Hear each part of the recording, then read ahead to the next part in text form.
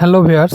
তো আমাদের যে সিরিজ চলছে ডব্লিউবিসিএস 2022 এর ইন্টারভিউ এক্সপিরিয়েন্সের, সেটার রেজাল্ট হয়তো খুব তাড়াতাড়ি বেরোবে। তার জন্য আমি তাড়াহুড়ো করে আরো ভিডিওগুলো সব আপলোড করছি, যাতে তোমরা সবাই একটু বুঝতে পারো কিরকম ট্রেন্ড ছিল কোশ্চেনে। আর ভবিষ্যতের জন্য এটা একটা সংরক্ষণ হিসাবে থেকে যাচ্ছে। ভবিষ্যতে 23-এও তো অনেক ভ্যাকান্সি আছে, সেখানেও কাজে লাগবে।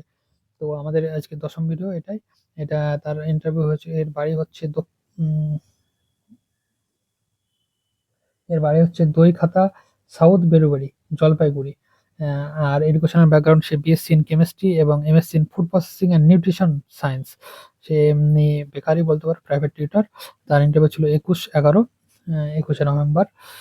বোর্ড ছিল বোর্ড 3। এও একজন প্রমিসিং ক্যান্ডিডেট।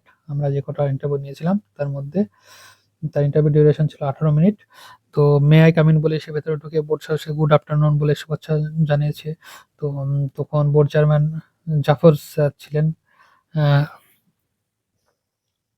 প্রথমেই তাকে জাফর মানে গাফফার স্যার ছিলেন মনে হয়। আহ, তো প্রথমেই ওকে একটু সংক্ষিপ্ত পরিচয় দিতে বলেন। এরপর তিনি ভারতের দাবার সাম্প্রতিক উন্নয়ন সম্পর্কে জানতে চান। মানে দাবা চেস যেহেতু হবি, তাই দাবার সাম্প্রতিক উন্নয়ন সম্পর্কে জানতে চান। বিশদে জানতে চান অর্জুন এরিগাসি বিশ্বকাপে কার কাছে হেরেছেন, এটা জানতে চাই। দ্বিতীয় সদস্য তাকে প্রশ্ন করে 2015 সালের পর থেকে কি করছি। তৃতীয় সদস্য জানতে চায় জলপাইগুড়ির মধ্যে দিয়ে কোন কোন নদী প্রবাহিত হয়েছে। এরপর দ্বিতীয় সদস্য আবার প্রশ্ন করে ফুড প্রসেসিং নিউট্রিশন সায়েন্স পড়াশোনা করেও আমি কেন স্টার্ট আপ শুরু করিনি। চতুর্থ সদস্য তাকে জানতে চায় সে কোন ব্লকের বাসিন্দা।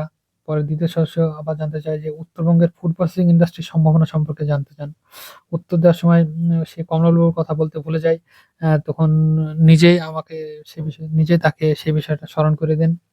তৃতীয় সদস্য আবার প্রশ্ন করে এত সম্ভাবনা থাকা সত্ত্বেও উত্তরবঙ্গের ফুড প্রসেসিং ইন্ডাস্ট্রি তুলনামূলকভাবে কম কেন, কেন কম, সেটা জিজ্ঞেস করেছে।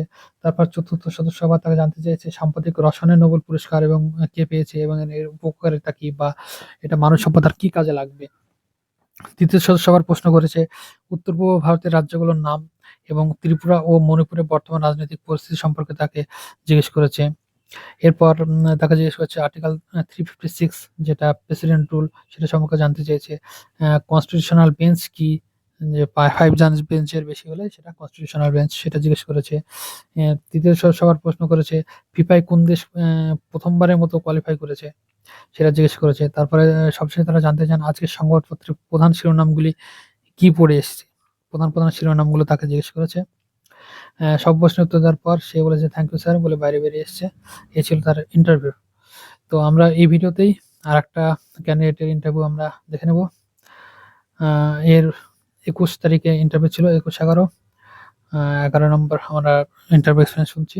অ্যাড্রেস তার হচ্ছে জঙ্গিপুর, মুর্শিদাবাদে বাড়ি। এডুকেশনাল ব্যাকগ্রাউন্ড হচ্ছে বিএসসি ইন ফিজিক্স।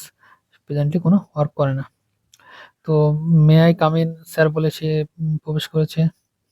তারপর গুড আফটারনুন বলেছে, সিট ডাউন, থ্যাংক ইউ যেটা হয় আর কি সেটা হয়েছে। তারপর ইন্ট্রোডিউস ইউরসেলফ জিজ্ঞেস করেছে তাকে। তাকে তারপর বলেছে তুমি মুর্শিদাবাদ থেকে এসেছো, তো মুর্শিদাবাদ কয়েকটি সোশ্যাল প্রবলেম বলো, সেটা জিজ্ঞেস করেছে। তারপর তাকে জিজ্ঞেস করেছে what comes to your mind when you think about health. এর সঠিক উত্তর ওনারা যেটা শুনতে চাচ্ছেন না শোনা পর্যন্ত সেটার উপরে জোর দিচ্ছিলেন। হয়তো যেরকম আনসার ওনারা এক্সপেক্ট করছেন সেটা বারবার বলে বের করে নিয়েছে আর কি। তারপর তাকে মুর্শিদাবাদের নদী ভাঙন হয় না, নদী ভাঙনে জিজ্ঞেস করছে, নদী ভাঙন আটকাতে কি করা যেতে পারে সেটা জিজ্ঞেস করছে। কোন কোন গাছ লাগানো যেতে পারে সেটা জিজ্ঞেস করছে। নদী ভাঙনে ফারাক্কা বাঁধ কতটা দায়ী সেটা জিজ্ঞেস করছে। কত সালে ফারাক্কা বাঁধ প্রতিষ্ঠা হয়, ফারাক্কা জল চুক্তি কবে হয় সেটা জিজ্ঞেস করছে। তারপর আলিয়া বিশ্ববিদ্যালয় থেকে পড়েছে সে যেহেতু, তো বিশ্ববিদ্যালয় সম্পর্কে তাকে জিজ্ঞেস করেছে। কোন বিখ্যাত প্রাক্তনী বালা বিশ্ববিদ্যালয়ের সঙ্গে যুক্ত কোন বিখ্যাত ব্যক্তি সম্পর্কে জিজ্ঞেস করেছে। মির্জা গালিবের নাম শুনেছেন জিজ্ঞেস করেছে। কে ছিলেন মির্জা গালিব, কি করতেন সেসব জিজ্ঞেস করেছে। কোন সিভিল সার্ভিসে কেন আসতে চাই সেটা জিজ্ঞেস করেছে। তারপর বলেছে ফিনান্সিয়াল স্টেবিলিটির জন্য তো ব্যবসা করতে পারো। ফিনান্সিয়াল স্টেবিলিটি শব্দটা হয়তো সে উত্তর বলেছিল, তখন তাকে বলেছে ফিনান্সিয়াল স্টেবিলিটির জন্য তো ব্যবসা করতে পারো। মানুষের জন্য কাজ করতে চাইলে তো এনজিও, তখন আবার বলেছে মানুষের জন্য কাজ, তখন তাকে বলেছে মানুষের জন্য কাজ করতে চাইলে তো এনজিও যোগ দিতে পারো। তখন এই প্রসঙ্গে চলে এসেছে সারগাছি। সারগাছি মুর্শিদাবাদের একটা মিশন, সেটা সম্পর্কে শাখা। তো সেটা সম্পর্কে জিজ্ঞেস করেছে। সেখানে একটা বিখ্যাত এনজিও আছে সেটা জানো, সেটা সেটা জিজ্ঞেস করেছে। সেটার নাম কি, সরকার তোমাকে স্যালারি দেবে সেটা কেন দেবে সেটা জিজ্ঞেস করেছে। তারপর সে একজন এমএসপি প্লেয়ার, তাকে বলেছে তুমি ক্রিকেট খেলো, ব্যাট করো নাকি বল, সেটা জিজ্ঞেস করেছে। তো এই ছিল তার ইন্টারভিউ। ঠিক আছে, থ্যাংক ইউ, তুমি আসতে পারো, এরকম বলে তার ইন্টারভিউটা কমপ্লিট হয়েছে। তো এই গেল আমাদের 11 নম্বর ক্যান্ডিডেটের ইন্টারভিউ এক্সপিরিয়েন্স। এবার আমরা এরপরে ভিডিওতে আমরা 12 নম্বর থেকে শুরু করবো।